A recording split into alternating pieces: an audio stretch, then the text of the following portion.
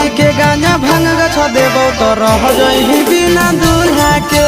भोला जी के गांजा भांग गछ देबो तो रह जइही बिना दूल्हा के।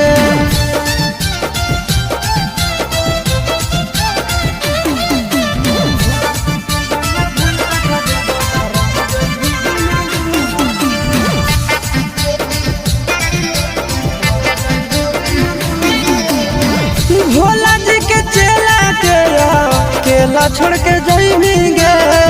कतनो सुमारी करबी कोनो नहीं बइबीगे। भोला जी के चेला के केला छोड़ के